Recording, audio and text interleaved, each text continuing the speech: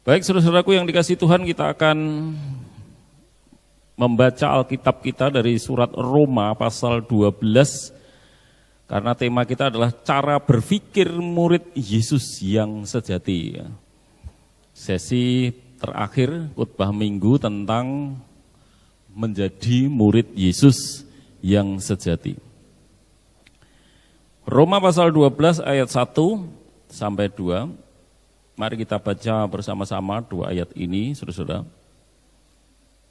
1, 2, 3. Karena itu, saudara-saudara, demi kemurahan Allah, aku menasihatkan kamu, supaya kamu mempersembahkan tubuhmu sebagai persembahan yang hidup, yang kudus, dan yang berkenan kepada Allah.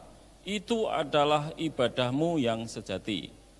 Janganlah kamu menjadi serupa dengan dunia ini, tetapi berubahlah oleh pembaruan budimu, sehingga kamu dapat membedakan manakah kehendak Allah, apa yang baik, yang berkenan kepada Allah, dan yang sempurna. Amin.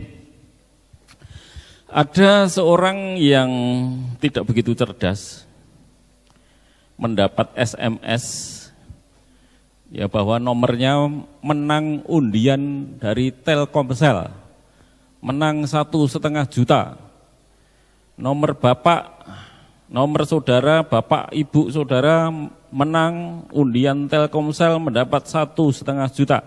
Silahkan bapak ibu ngecek di rekening bank bapak ibu. Diceklah saudara-saudaraku di rekening bank, ternyata belum ada. Lalu dijawab, belum masuk.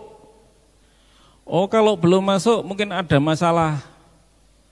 Nomor ATM-nya berapa? Di telepon itu, saudara. Disebutkanlah nomor ATM-nya, saudara-saudara. Nah, coba sekarang dicek sudah masuk atau belum. Ditelepon lagi, telepon balas, belum masuk. Oh, coba kami tolong ya, silahkan Bapak tekan link ini ya, di SMS ini. Tekan linknya, saudara-saudara. Nah, sudah, silahkan sekarang Bapak cek rekeningnya. Dan ketika buka rekeningnya, dia melihat keajaiban, saudara-saudara. Yaitu melihat kebodohannya. Rekeningnya amblas, kosong. Bodoh banget ya. Itulah saya. Tiwa sopo, konyol ya. Ketipu. Ya belum pernah dengar kayak gitu ya. Terus baru Ellen ngasih tahu, Papa itu kalau nomor ATM jangan pernah diberikan ke siapapun, enggak boleh gitu ya. Terus itu penipuan ya. Ya, saudara-saudara. Nah, kenapa kok bisa tertipu, saudara-saudara? Karena saya fokus kepada hadiah. Hadiahnya 1,5 juta, kebetulan nomor saya Telkomsel, wah tepat jadi ya. Telkomsel dapat hadiah tidak begitu besar, jadi masuk akal menurut saya.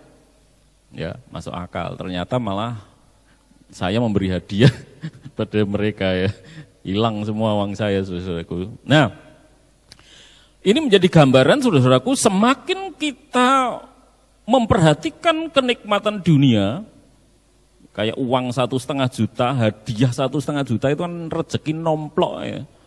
Ini menggiurkan itu 1,5 juta. Semakin kita memperhatikan kenikmatan dunia, ya, kita akan mengalami tekor iman. Kalau tadi tekor keuangan, ini tekor iman kita. Semua orang Kristen sekarang ini diuji imannya, saudara-saudaraku. Semakin kita fokus kepada diri sendiri, makin kita akan semakin tidak fokus kepada Tuhan. Kalau fokus kita diri sendiri, kesenangan kita, maka kita pasti tidak fokus kepada Tuhan. Semakin fokus kepada dunia, semakin jauh dari surga. Ya, dampaknya apa? Gini, saudara-saudaraku, ada seorang anak kecil ngomong ke pendetanya, Pak Pendeta, saya baru saja menyapu kelas ruang sekolah minggu saya. Ya mesti saja pendetanya, oh bagus sekali, ya ampun, pinter sekali kamu. Dilus-lus kepalanya, hebat.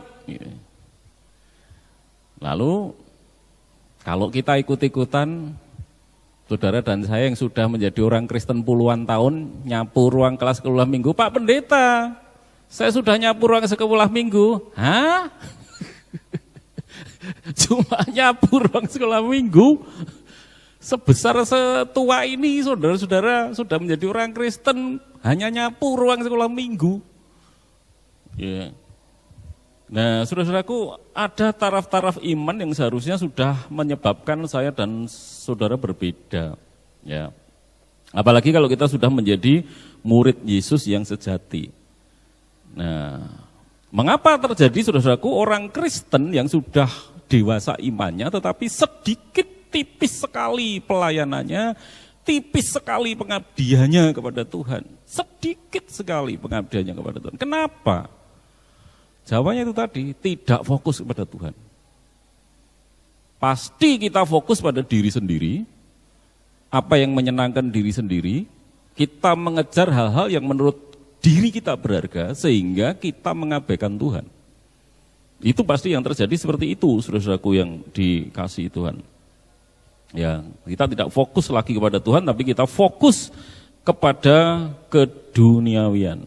Nah, oleh karena itu pentingnya saudara-saudaraku, salah satu rangkuman khotbah minggu beberapa minggu lalu, pentingnya kita berdoa.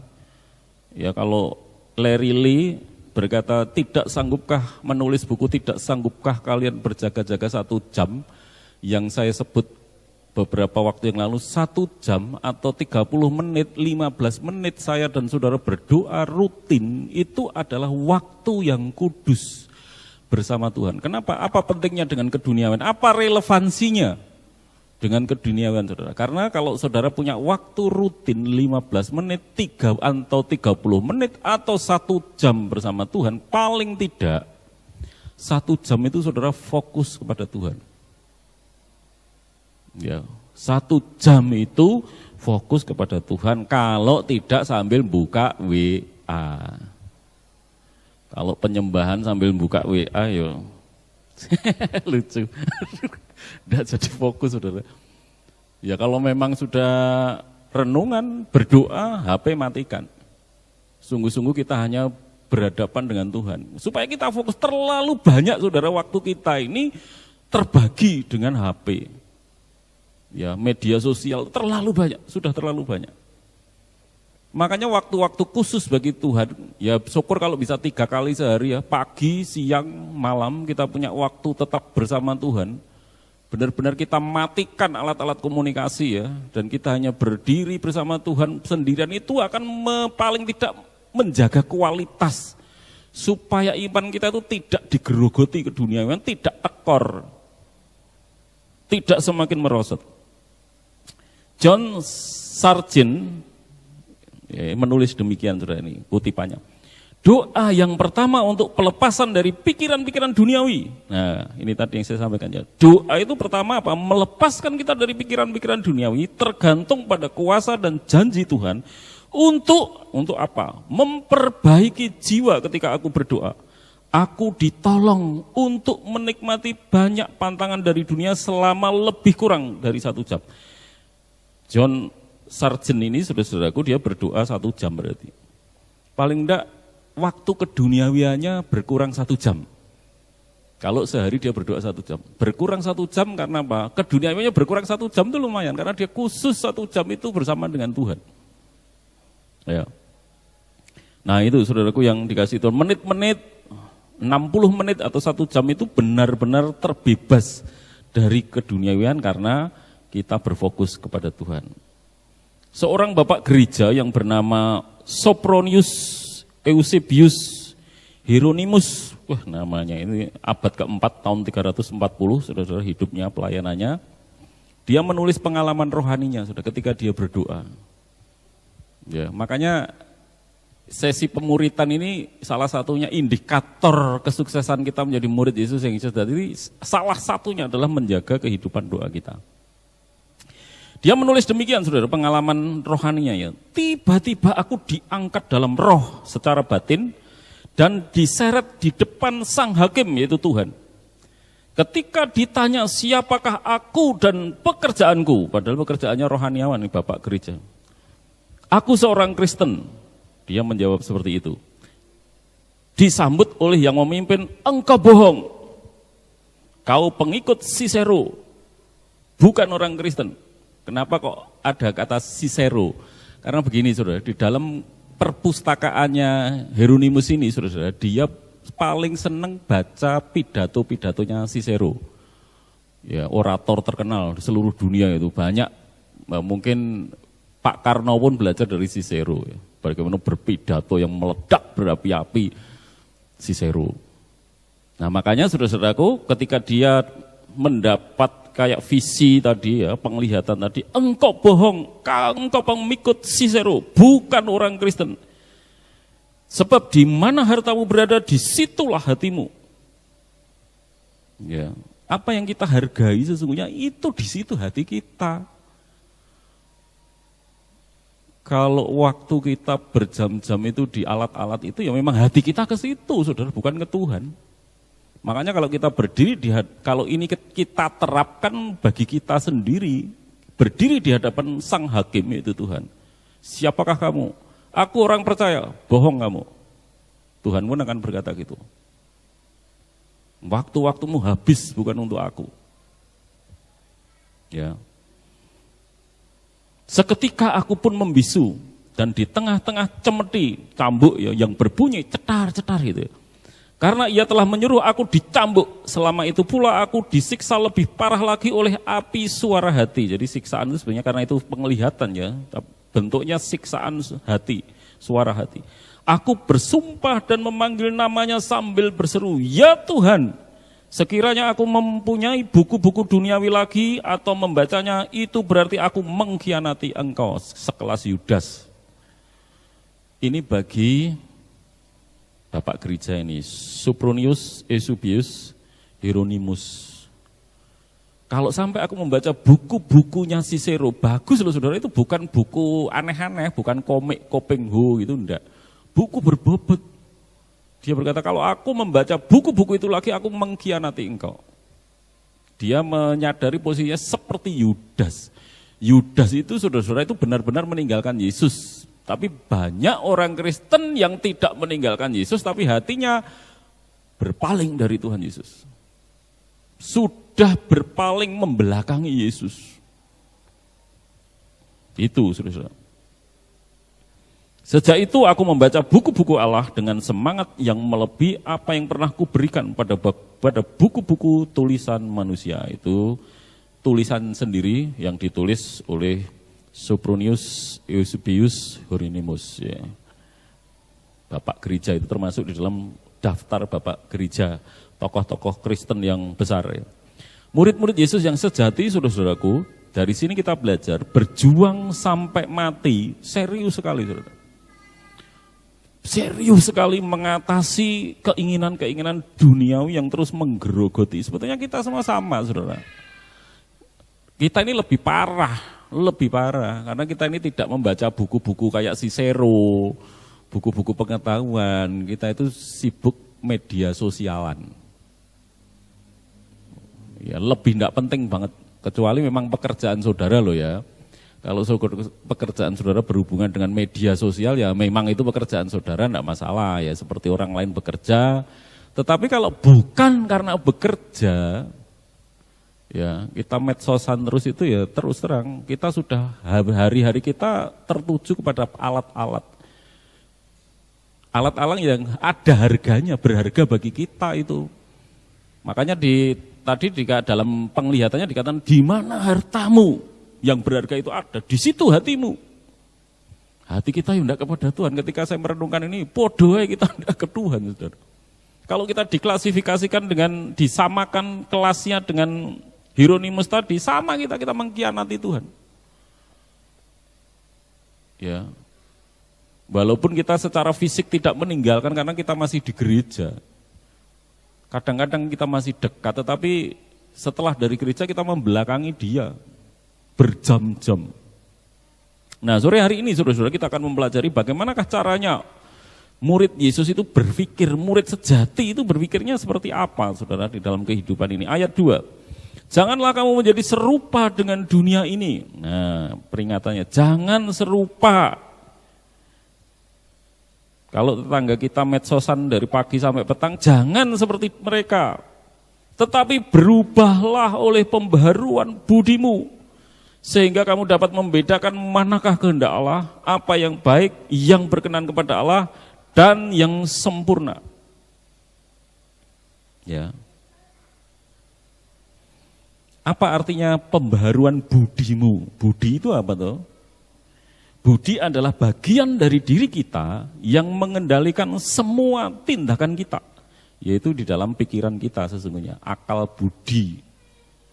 Ya, yang dimaksud adalah yang mengendalikan, sehingga perubahan budi merupakan pembaharuan manusia seutuhnya. Jadi kalau pikirannya dibaharui, maka orang itu dibaharui seluruhnya.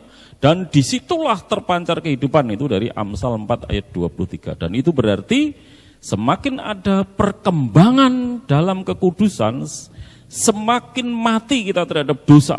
Dan semakin kita hidup bagi Allah atau bagi kebenaran. Jadi dalam pemikiran Paulus, saudara, di dalam ayat ini, dia mikirnya gini, kita ini seringkali hanya terlalu fokus memperhatikan pada hak istimewa sebagai orang pilihan. Orang pilihan itu orang spesial, puji Tuhan, kita mensyukuri itu. Terima kasih Tuhan kau memilih aku, terima kasih Tuhan kau mengaruniakan iman kepadaku, terima kasih Tuhan kau menyelamatkanku, terima kasih kau mengampuniku. Itu hak istimewa orang-orang pilihan, betul. Tapi salahnya, menurut Paulus, ya, hak istimewa itu dibarengi dengan kewajiban yang istimewa juga. Jadi jangan hanya fokus ke hak saudara, saya dan saudara sebagai memiliki hak istimewa di hadapan Tuhan, tetapi saya dan saudara punya kewajiban istimewa. Itu dalam pikiran Paulus. Ya, punya kewajiban istimewa juga dari Tuhan. Ini Nisterius Agung itu seorang tokoh padang gurun. Zaman dulu kan orang suka bertapa. Kemarin saya beberapa tahun lalu saya ke Surabaya mendengarkan penceramah Korea. Orang-orang Korea masih loh saudara. Di padang gurun, di goa, berdoa sebulan. Tidak bawa apa-apa, cuma bawa beras. Dia berdoa di goa sepanjang hari itu trennya. Itu niru-niru orang-orang ini saudara. Tapi itu sebenarnya tidak penting, tidak perlu seperti itu ya. Seorang bernama Nisterius Agung terkenal sebagai tokoh rohaniawan Kristen dari padang gurun Mesir. Ya, suatu kali berjalan di padang gurun diiringi murid-muridnya, anak-anak muda.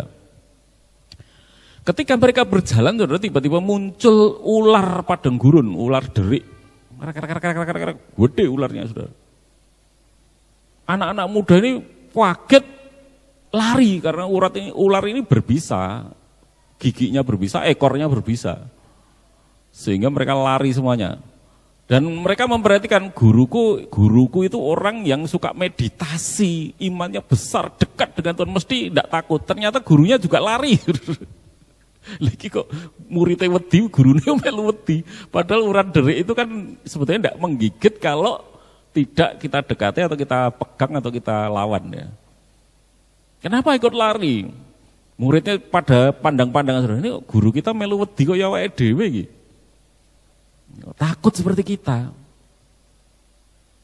Akhirnya ketika sampai pondok, murid-muridnya penasaran, tanya kok gurunya kok penakut gini seperti kita, kok podo ae. Ya, langsung anak-anak orang yang paling berani mewakili teman-temannya bertanya, "Guru, tadi guru lari ya?" "Iya." "Sama seperti kita?" "Iya."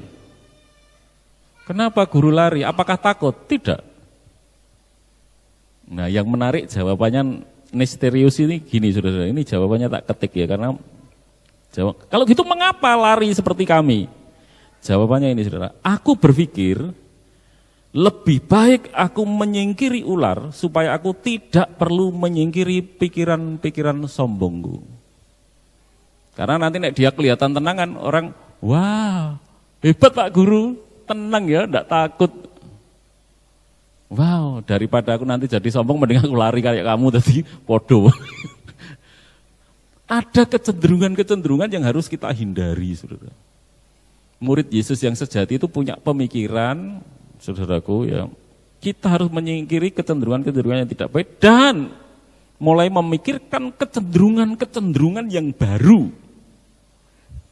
Yang baru tentu saja yang berkenan kepada Tuhan, yang menyukakan Tuhan. Nah ini yang menjadi tugas kita, mulai kita pikirkan saat ini, saudara. Kita sudah khotbah seri menjadi murid Yesus berakhir hari Minggunya, kalau Rebo mungkin masih bicara. Sudah berakhir hari ini, tetapi supaya ini benar-benar berhasil, saudara-saudara, perenungan kita menjadi murid Yesus yang sejati ini, mari kita mulai memikirkan kecenderungan-kecenderungan baru apa yang harus mulai saya kembangkan. Ya, ada kecenderungan-kecenderungan duniawi kedagingan yang harus kita lawan dan memunculkan kecenderungan-kecenderungan baru yang rohani. Saya kutip tulisannya Erikson, saudara-saudara. Erikson menulis demikian. Di samping kebutuhan untuk membangun kembali hubungan kita dengan Allah, keadaan hati manusia juga perlu diubah. Perubahan mendasar dalam arah kehidupan seseorang dari suatu kecenderungan untuk berbuat dosa kepada keinginan yang positif untuk hidup benar disebut pembaharuan atau kelahiran baru.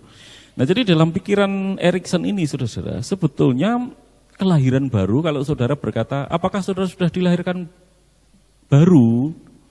Kalau saya dan saudara jawab, ya sudah, maka Erikson akan menjawab, kecenderungan baru apa yang muncul di dalam diri saudara? Kecenderungan baru apa yang muncul? Kecenderungan-kecenderungan yang membawa kita ini lebih dekat kepada Tuhan, maksudnya gitu. Dia akan selanjutnya bertanya, apakah saudara sudah dilahirkan baru? Iya. Kecenderungan-kecenderungan apa yang ada di dalam diri saudara yang berubah? Ya, karena di situ perubahan mendasar dalam arah kehidupan seorang dari suatu kecenderungan untuk berbuat dosa kepada keinginan yang positif untuk hidup benar yang disebut pembaharuan atau kelahiran baru. Perubahan sesungguhnya dari watak seseorang terlihat karena ke dalam diri orang tersebut dimasukkan energi rohani yang positif. Bagaimanapun ini masih merupakan awal dari kehidupan rohani. Jadi lahir baru itu awal. Masih ada perubahan progresif. Progresif itu terus menerus, saudara. Jadi perjalanan orang Kristen itu, makanya setiap orang Kristen kita mungkin punya masa lalu buruk. Ya itu tidak baik, tetapi tidak masalah, yang penting terjadi progres. Ke depan itu kita semakin baik, semakin dewasa, semakin matang, semakin hidup bagi Tuhan. Maksudnya seperti itu. Ya, proses perubahan subjektif ini dirujuk sebagai penyucian atau menjadi suci. Penyucian akhirnya disempurnakan dalam kehidupan sesudah kematian. Nah ini Putri yang ngalami, Pak Jiman ngalami ya. Penyucian akhirnya disempurnakan dalam kehidupan sesudah kematian ketika keadaan rohani orang percaya akan disempurnakan. Hal ini disebut pemulihan. Jadi pemulihan yang sempurna itu terjadi pada saat saudara mati. Sempurna. Ya. Orang yang tetap mempertahankan iman dan komitmen sampai akhir oleh anugerah Allah disebut tekun. Nah, ini yang disebut ketekunan. Jadi ketekunan itu nanti menghasilkan pemulihan kalau saya dan saudara setia. Jadi mari kita mulai berjuang, saudara. Sekarang kita mulai memikirkan kecenderungan apa yang harus kita tangani sebagai murid Yesus sejati, yang harus kita munculkan, harus kita pikirkan. Murid sejati itu memikirkan itu, kecenderungan-kecenderungan apa ya? Aku kecenderungannya nesu, aku kecenderungannya medsosan, aku kecenderungannya, nah kecenderungan itu sekarang harus dirubah. Dirubah, saudara. Aku kecenderungnya saya kok senang baca Alkitab. Kecenderunganku loh saya kini enek waktu kok meditasi. Kecenderunganku loh sekarang kok kalau ada waktu aku suka menyanyi menyembah Tuhan. Nah itu disebut kecenderungan seperti itu yang diharapkan Tuhan. Ya. Jadi yang pertama saudaraku memikirkan ya. Cara berpikir murid Yesus yang sejati adalah memikirkan kecenderungan-kecenderungan yang baru. Ya, tentu saja yang berkenan kepada Tuhan. Lalu yang kedua, di dalam masih tetap ayat 2, saudara-saudara. Janganlah kamu menjadi serupa dengan dunia ini, tetapi berubahlah oleh pembaharuan budimu sehingga kamu dapat membedakan manakah kehendak Allah, apa yang baik, yang berkenan kepada Allah, dan yang sempurna. Kata berubahlah oleh pembaruan budimu tadi ya. Tetapi berubahlah itu dari bahasa Yunani metamorphoste. Metamorphoste artinya saudara-saudara, berubah rupalah kamu. Apa maksudnya berubah rupa? Nah ini kalau saudara ingat peristiwa transfigurasi Tuhan Yesus di atas bukit. Yesus tiba-tiba berubah rupa. Tutupnya, dia kan sebetulnya Allah yang menjadi manusia. Tutupnya itu dibuka sehingga kecemerlangan Yesus bercahaya. Yesus itu bercahaya putih, cemerlang kemilau. Murid-murid yang melihat kaget, Yesus sampai bercahaya seperti itu. Ini yang dimaksud saudaraku di dalam kalimat berubahlah. Saya dan saudara diharapkan oleh Rasul Paulus saudara, berubah rupa. Mengalami transfigurasi sehingga orang melihat saya dan saudara itu melihat kemuliaan Allah. Ya, kita mengenakan kemuliaan surgawi. Di dalam bahasanya Paulus yaitu dalam 2 Korintus pasal 3 ayat 18. Nah, 2 Korintus 3 ayat 18 kita baca bersama-sama saudara-saudara. 1, 2, 3. Dan kita semua mencerminkan kemuliaan Tuhan dengan muka yang tidak berselubung. Dan karena kemuliaan itu datangnya dari Tuhan yang adalah roh, maka kita diubah menjadi serupa dengan gambarnya dalam kemuliaan yang semakin besar. Jadi ini dalam pikiran Paulus itu, saudara dan saya transfigurasinya tidak seperti Yesus bercahaya mungkin, tetapi menjadi serupa dengan Kristus yang semakin mulia. Ya, semakin besar kemuliaan yang dipancarkan di dalam hidup saudara dan saya semakin besar. William Black itu pelukis besar Inggris, tapi dia orang Kristen yang rohani. Ya, William Black. Dia menulis demikian saudara. Karena itu ini sering dikutip di renungan-renungan harian. Mungkin kalimat ini sering saudara jumpai. Tulisannya demikian. Karena itu Allah menjadi seperti kita agar kita menjadi seperti Dia. Karena Dia pelukis ya. Jadi dia membandingkan karena Yesus itu Allah menjadi seperti kita, supaya apa? Supaya kita bisa menjadi seperti Dia. Karena Allah sudah menjadi manusia, kita bisa meneladani Dia, ya, meniru Dia. Dia telah menjadi manusia seperti saya dan saudara. Dia menjadi sama dengan kita supaya kita dapat menjadi seperti Dia. Nah, ini kebenaran yang kedua. Ya, cara berpikir murid Yesus yang sejati adalah yang kedua, berubah menjadi seperti Kristus. Ini tuntutan loh saudara. Jadi kita seringkali menyanyikan ku mau sepertimu Yesus. Itu bukan puisi, lagu-lagu puisi yang maksudnya opo iso. Enggak, saudara bisa. Kalau menurut firman Tuhan, saya dan saudara bisa. Walaupun derajatnya enggak mungkin sama karena Yesus adalah Allah. Tetapi maksud Alkitab saudara bisa. Bahkan di dalam hal-hal tertentu, Tuhan Yesus berkata, bahkan nanti kamu akan melakukan hal-hal yang lebih besar daripada aku. Dan itu sudah dibuktikan oleh Petrus ya. Yesus itu berkhotbah ditolak, ya paling percaya enggak banyak ya. Tapi Petrus berkhotbah 3.000 orang bertobat. Yesus berkata bahkan lebih besar daripada aku. Makanya kita jangan langsung menilai diri kita, aku enggak akan bisa seperti Yesus. Enggak, saudara akan bisa, kita akan bisa. Walaupun dalam derajat yang berbeda. Tapi kita bisa. Jadi mari kita targetnya saudara, seperti Yesus. Teladanilah Yesus. Ya. Teladanilah Yesus. Ini saya gambarkan dengan drama. Drama itu saudara-saudara, saya beberapa kali selama di sini membuat drama ya. Kalau saudara ingat drama sekolah minggu direkam. Saya suka membuat drama, tetapi saya itu bukan pemain drama yang baik. Karena sejak dulu angger diajak latihan drama suruh serius mesti guyu. Nggak bisa, mesti kon serius. Serius toh, gak iso. Opone suruh nangis, nggak bisa saya. Makanya sejak sekolah minggu, peran saya kalau drama sekolah minggu mesti sebagai kambing.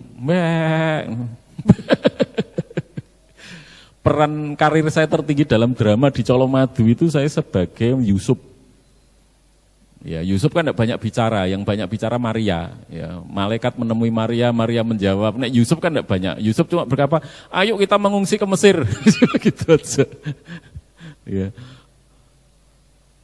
Terus peragaannya jalan. Nah, drama itu saudara-saudaraku, saudara mengenal tokoh dalam dunia perfilman ya, Amoruso Katamsi. Amoruso Katamsi ini adalah pemeran Soeharto dalam film G30 SPKI. Ya. Untuk dapat memerankan Soeharto, dia harus menjiwai Soeharto itu seperti apa, cara ngomongnya bagaimana, lagiannya kayak apa, dia terus menerus saudara. Berita-berita di mana Pak Harto bicara kepada orang lain, Pak Harto berjalan, Pak Harto duduk, itu diperhatikan terus sama dia. Diperhatikan terus. Dihayati terus, fokus. Akhirnya saudara, lumayan dia pemeran Soeharto yang cukup laku. Dia membintangi beberapa film yang tentang Soeharto. 5 atau 6 film. Selalu orang sutradara memilih dia karena dia berhasil memerankan figur Soeharto. Amoruso Katamsi, sekarang udah meninggal. Ya. Nah, puncaknya dari penghayatannya ini saudara, ketika menjelang pembuatan film G30 SPK itu, dia sutradaranya minta izin supaya seharian Katamsi ini bersama Presiden Soeharto. Seharian, 24 jam bersama Presiden Soeharto. Ya. Nah ini maksud saya seperti itu loh saudara. Tuhan Yesus itu sekarang sudah tidak ada di dunia. Yang ada adalah saya dan saudara. Nah, untuk dapat memerankan Yesus, ku mau sepertimu Yesus, saya dan saudara harus fokus betul-betul. Yesus itu nek marah bagaimana? Yesus itu kalau berhadapan dengan orang berdosa seperti apa? Orang munafik seperti apa? Orang-orang yang meninggikan diri seperti apa? Orang-orang yang rendah hati seperti apa? Terhadap orang lemah seperti apa? Terhadap orang sakit seperti apa? Terhadap orang kesusahan seperti apa? Saudara pelajari fokus pada Yesus ini. Ketika saudara fokus pada Yesus, pasti saudara akan menjadi serupa. Ya, menjadi serupa dengan Tuhan Yesus. Ini saudaraku yang dikasih. Erikson berkata demikian, setiap orang percaya hendaknya bertumbuh menjadi serupa dengan Kristus, yang daripadanya seluruh tubuh yang rapih tersusun dan diikat menjadi satu oleh pekerjaan tiap-tiap anggota menerima pertumbuhannya dan membangun dirinya dalam kasih. Nah, sebagai gereja dalam konsep pikiran Erikson, saudara, gereja ini kan disusun, Kristus itu batu penjuru. Batu penjuru itu batu yang pertama diletakkan yang menjadi pedoman batu-batu lain disusun. Nah, kalau batu-batu yang disusun tidak sinkron dengan batu penjuru, ini akan jadi masalah, bangunannya akan jadi masalah. Makanya banyak gereja yang banyak masalahnya, trouble, pecah. Karena apa? Ini ada yang salah, tidak seturut seperti Yesus. Ya.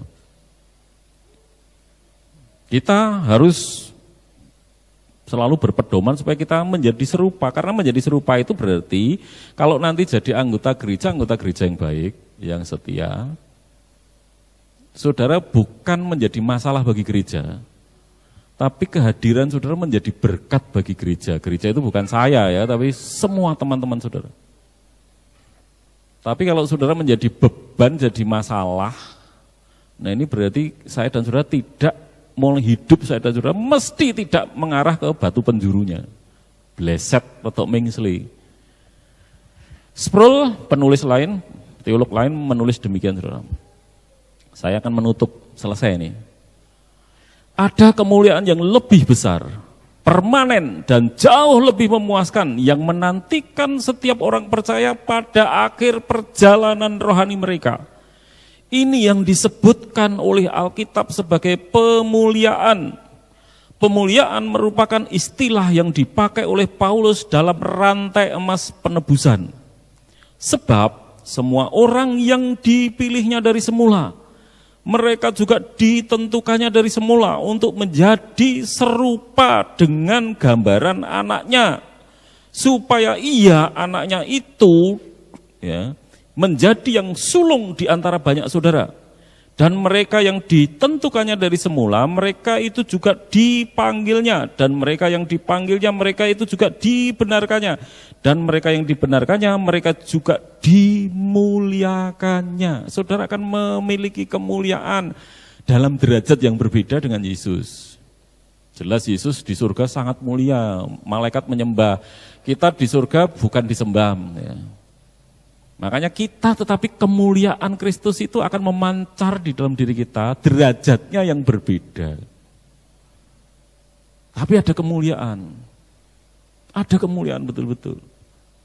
Saudara akan memasuki kemuliaan dan dimuliakan. Saudara sendiri sampai nanti heran, aku punya kemuliaan. Tapi itu yang dibicarakan firman Tuhan, bukan saya ngomong saudara. Sebab semua orang yang dipilih dari semula, mereka juga ditentukan dari semula untuk menjadi serupa. Banyak ayat yang berbicara kita harus menjadi serupa dengan Yesus. Mari kita jadikan saudara-saudara Yesus itu pedoman kita. Ya. Jadi di dalam kondisi apapun, Pendeta Roni kemarin sudah sempat nyebut ya, selalu pikirkan apa yang Yesus lakukan. Kalau dalam kondisi saya seperti ini, saya dibenci orang. Nah, saudara berpikirnya apa yang Yesus lakukan ketika Yesus dibenci? Ya, Yesus dihakimi. Apa aku dihakimi orang? Apa yang Yesus lakukan ketika Yesus dihakimi orang? Teladani Yesus saja. Ya. Ketika kita apalagi ya, dicaci maki. Saudara, aku dicaci maki teman atau atasanku. Saudara langsung berpikirnya apa yang Yesus lakukan ketika Yesus dicaci maki? Saudara kan pasti pikiran saudara kan ngerti, oh Yesus begini, Yesus begitu. Nah maksudnya seperti itu.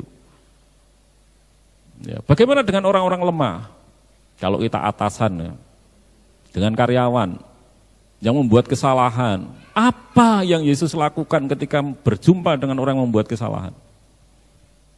Selalu berpikirnya seperti itu. Nah makanya kita akan menjadi serupa dengan Tuhan Yesus Kristus. Cara berpikir murid Yesus yang sejati, dua hal ini saudara-saudaraku yang dikasihi Tuhan. Yang pertama adalah berpikir tentang perubahan, kecenderungan perubahan yang semakin rohani. Lalu yang kedua menjadi berpikir berubah menjadi seperti Kristus. Amin.